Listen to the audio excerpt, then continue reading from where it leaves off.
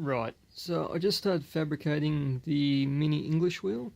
What I thought I'd do, I'll just do a stop-start sort of as I go along through the process. I'll see if the video turns out any good. If it does, I'll post it. If not, well, you'll never see it again. So basically, this mess is the workshop. No shortage of tools, just a shortage of space. Nothing flash as far as a workbench, an old kitchen countertop.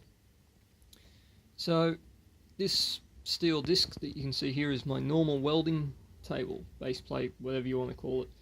Quite obviously, the frame of the English wheel is not going to sit on that flat or level for me to fabricate it. So I cheated, because this is, very, very stiff and rigid. Clamp it to the bench, cantilever it off, run another flat piece of material, doesn't matter what it is. Run that flat piece of material with an F-clamp, G-clamp, doesn't matter, as long as it's not a quick grip, something that's actually going to give you some positive engagement.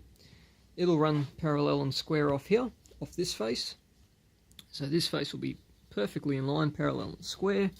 So if we get the ruler, drop it on the floor, look like an amateur, pick it up, you can see, no gap underneath there, life is good, so it'll all work. Secondly, what we'll do, we'll grab our cheap Chinesian square, chuck it in the corner, and we're touching the whole way along. That's over 400mm, so we know we're reasonably square. Just for reference, that there is a 150mm rule, so depth of the throat is going to be, I don't know, 300mm-ish. Total height's about 500mm-ish. Here are the wheels. So again, this one's just a bearing that I got from the local auto parts shop. Cost me about $7. This one I got from China, because you can see it's just got a little bevel on it, which is what you want for the lower anvil. Doesn't even really matter if it's flat anyway, it just helps if you've got a bevel on it. Again, they're only about 10 to 15mm wide, both of them, about 40mm in diameter. 30 by 30 box section, 2mm wall. Again, I haven't gone to the nth degree, I just cut it with an angle grinder, not too worried. 35 square hollow gal.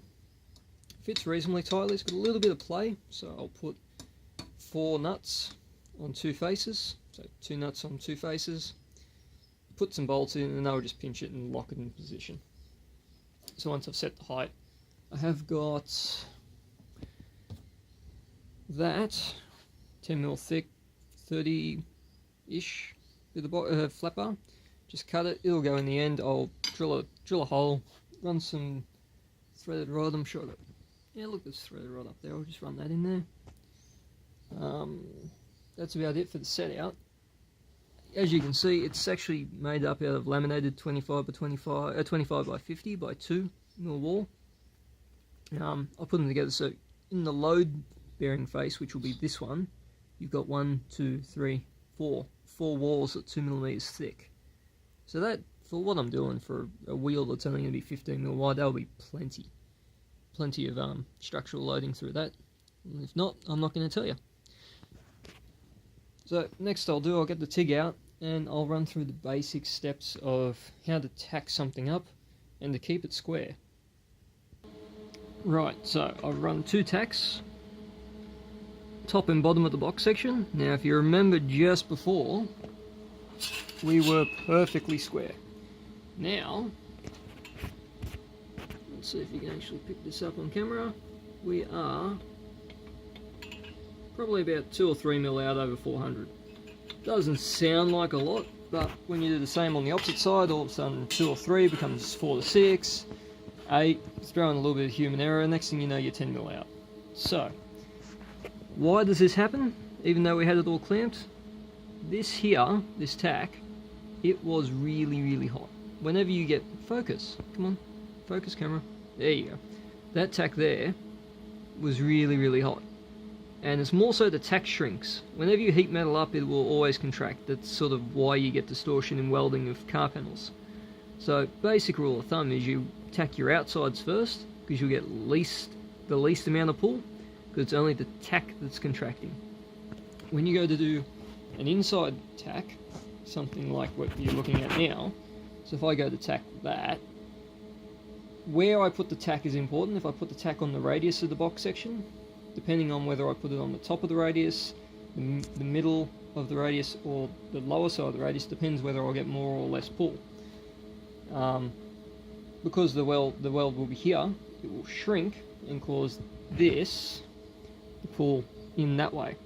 Because at the moment we're open, we want to be closed to get it into square. So what I'll end up doing, I'll run the tack right in the middle of that radius. In the middle of that radius will contract. I'll do that both top and bottom. And what that will do, it should pull it back to square. And if it doesn't, well, I'm sure I've got enough hammers to fix it. Right, so our two inside tacks, that one and that one that you can't see down there, they've both been done. Now remember that this was actually open, so with only two little tacks that I've put on, now we're actually slightly closed. So if you have a look right there, there's just a tiny gap. It's probably only half a mil, maybe a mil. It's not going to matter. When we weld, what we will do, we will weld this one first. I'll probably weld it from the center up and the center down.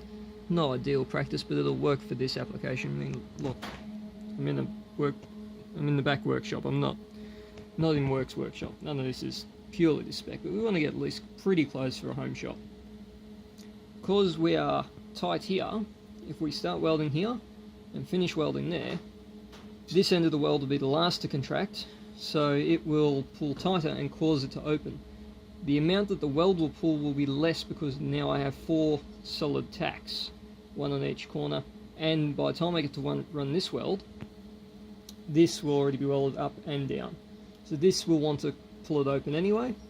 So after I run this weld here, I will double check with my Chinese squareometer, and we will see which direction I need to weld this. Generally, you always weld from the inside corner to the outside corner.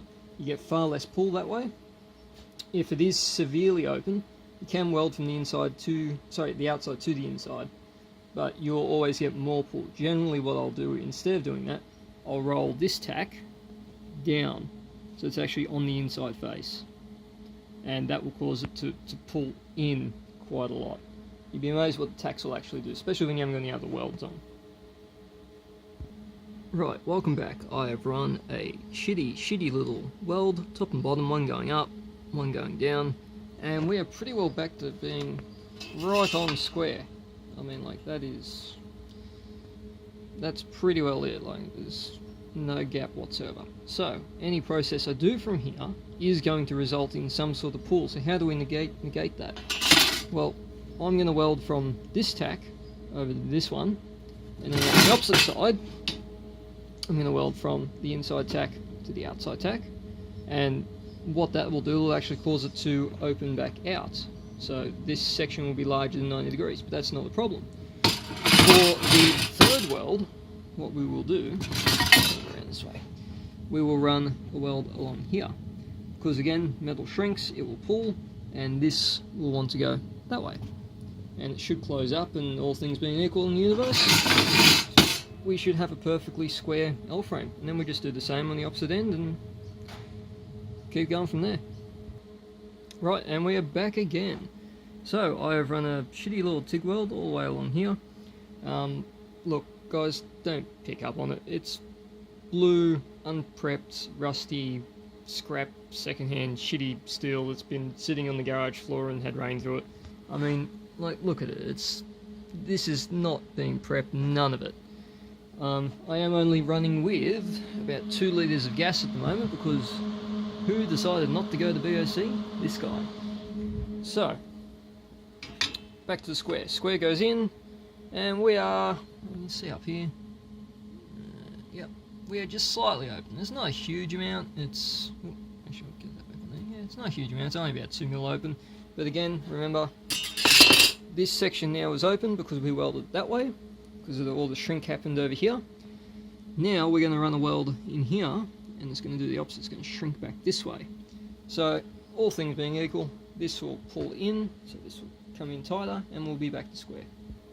Right, and we have run a weld along the inside. Again, not super pretty, but look at what I'm working with here. I'm not even worried about prepping it. This thing is not this is going to be like a 3-job tool, and then it's probably going to end up back in the scrap pile. And we have a problem because the corner of the square is hitting on the corner of the weld. Let's see what else I've got in here that I can use as a square. Have I got anything I can knock the corner off? Nope. Right. Let's take this over to the linisher. Excuse the noise, it's going to get loud for about 30 seconds.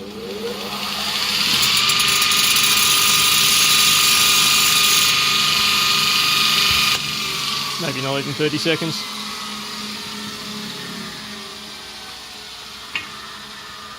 Right. So we are, I'm going to expect a little bit tight. Yep, we have about that much worth of tightness. Again, not the end of the world. This thing here, I can quite easily just jam it in the vise, give it a quick tap. The material will bend out of shape and it will go back to square. Over the length of it, for what it is, it's not going to matter.